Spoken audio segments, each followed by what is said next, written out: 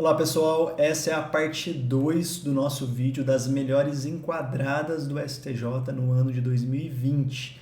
Esse vídeo faz parte da série Informativos em Dia, em que eu estou trazendo para vocês análise jurídica dos melhores julgados do ano de 2020 do STF e do STJ. Esse vídeo aqui é a parte 2 sobre as enquadradas do STJ. Se você não assistiu ainda a parte 1, eu sugiro que você dê uma conferida lá no nosso vídeo. Eu vou colocar o card aqui em cima para facilitar para você encontrar aqui no nosso canal. Nesse vídeo eu estou analisando com vocês os melhores julgamentos do STJ a respeito da adequação típica, ou seja, quando o STJ considera que determinado fato é um fato criminoso. Então eu trouxe para vocês os conceitos de crime e analisei alguns dos julgados sobre adequação típica. No vídeo de hoje eu quero analisar outros julgados e principalmente trazer ao final uma análise bem rapidinha de dois julgados que eu considerei muito importantes sobre o princípio da insignificância, que a gente está falando de tipicidade material nesse caso. Agora, uma coisa que eu preciso lembrar para vocês é o nosso desafio do tempo.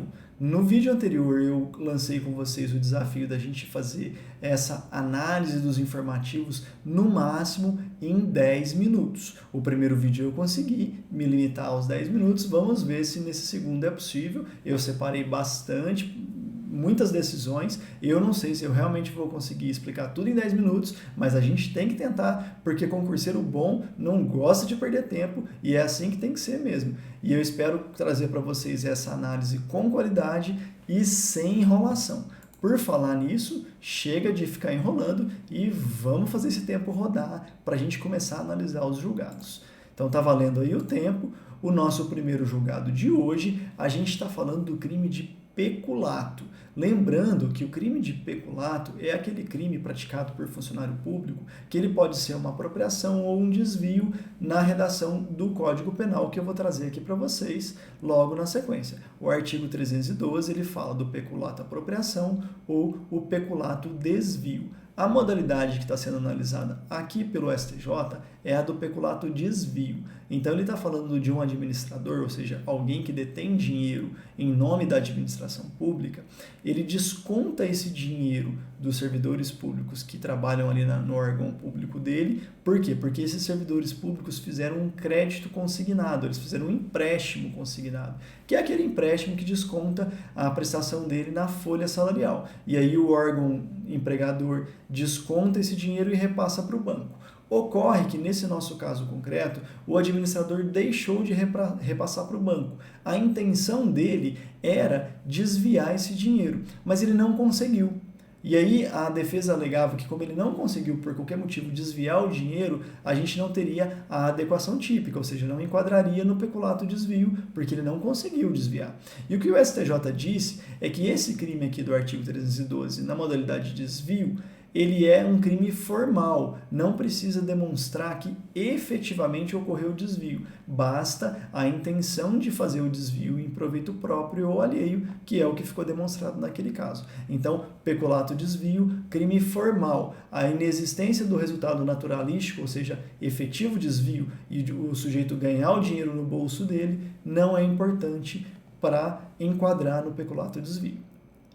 Já que a gente está falando de peculato desvio, o próximo julgado também é esse mesmo crime. E aqui a gente está falando de uma modalidade bastante interessante, porque, como vocês podem observar, o crime do artigo 312, que eu já analisei com vocês, ele pressupõe que a pessoa tenha a posse em razão do cargo, ou seja, ele desvia algo que estava na posse dele. E se a gente olhar a estrutura da administração pública, o governador, que é o objeto do julgamento do STJ, ele não tem posse sobre dinheiro da administração indireta, porque a administração indireta, como empresas públicas, autarquias e fundações públicas, pelas regras do direito administrativo, elas têm autonomia de gerência e elas não se vinculam ao governador.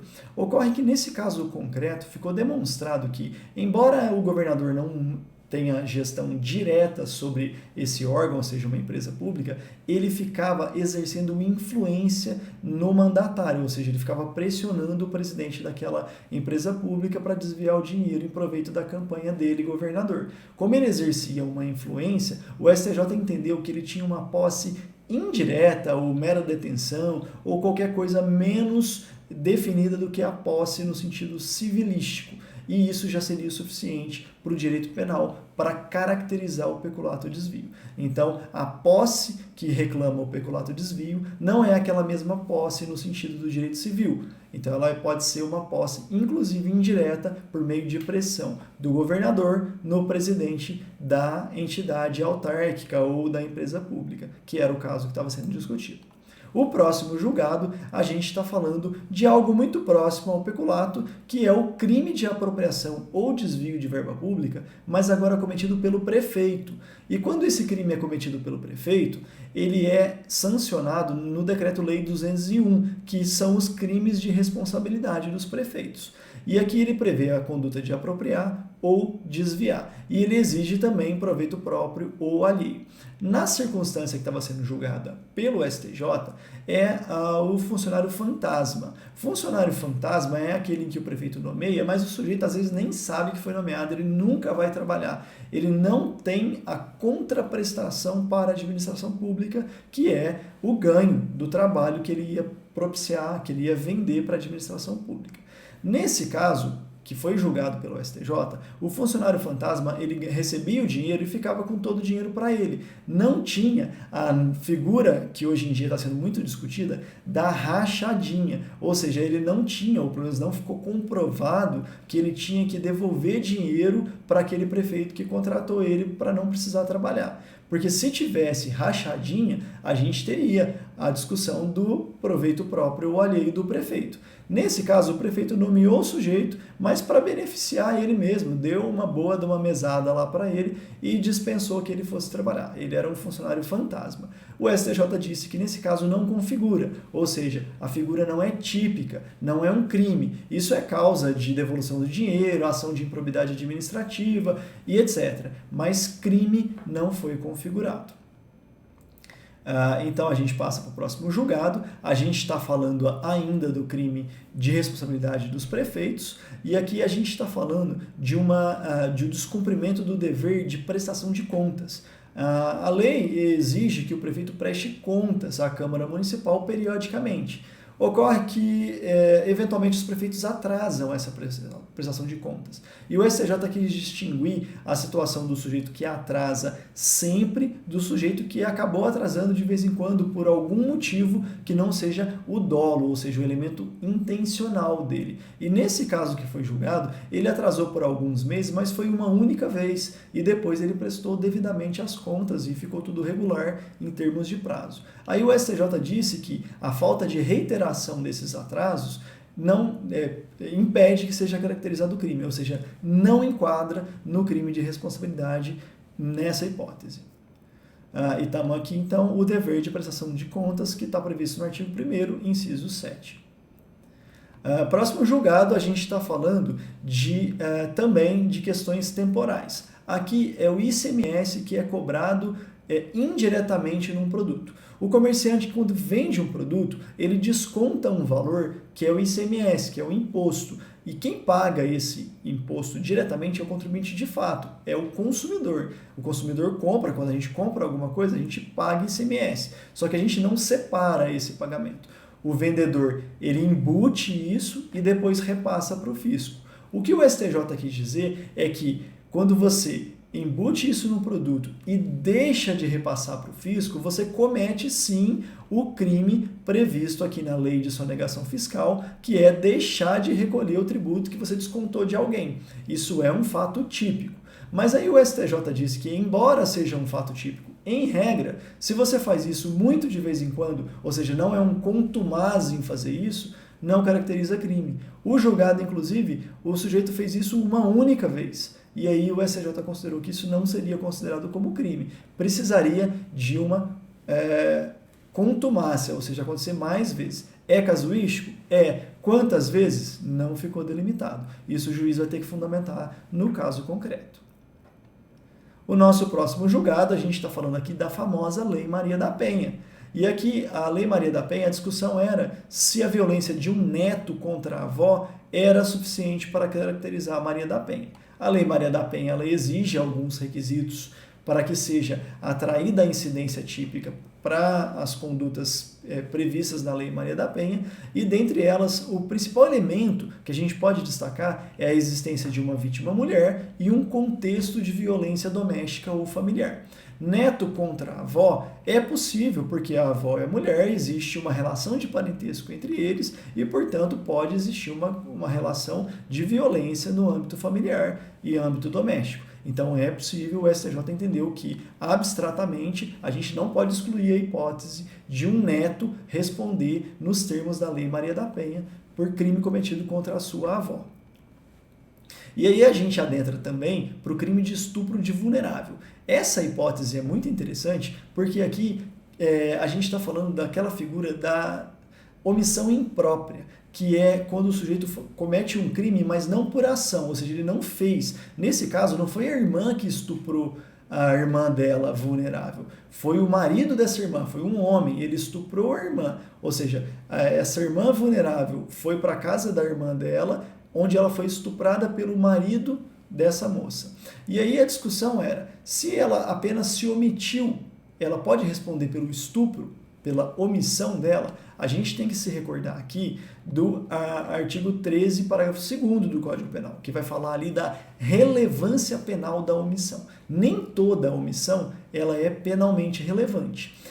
O inciso, a linha A, ela traz quem tem a obrigação legal de cuidado. Se essa moça fosse a mãe da vítima vulnerável, a obrigação legal da mãe é indiscutível, mas ela é irmã. E aí que o STJ falou, se ela é irmã, a gente não pode enquadrar a omissão dela na linha A, mas a gente pode trazer para a linha C, aquela pessoa que com o seu comportamento anterior criou um risco de ocorrência do resultado. Então, nesse caso que foi discutido, analisando as circunstâncias do caso concreto, o STJ disse, aquela moça sabia das condutas reiteradas do marido dela e ainda assim levou a irmã dela vulnerável para a casa dela e se omitiu diante dessas condutas do marido. Então a omissão dela passou a ser penalmente relevante, porque ao levar a irmã vulnerável para aquele ambiente em que ela sabia que poderia ocorrer isso, ela criou um risco e se omitiu diante desse risco que ela mesma criou e não fez nada para evitar o resultado. Nesse caso, então, a omissão dela passou a ser relevante e aí o STJ enquadrou no crime de estupro de vulnerável cometido por uma omissão. Então, essa é a essência do julgado. Agora, para finalizar, e a gente já estourou um pouquinho o tempo, mas isso acontece, faz parte, e eu não pretendo me alongar mais, princípio da insignificância. A gente está falando de tipicidade material, ou seja, realmente é típico, formalmente, ou seja, preenche os requisitos da lei, mas realmente atingiu o bem jurídico tutelado, ofendeu o bem jurídico tutelado, ou só arranhou esse bem jurídico tutelado?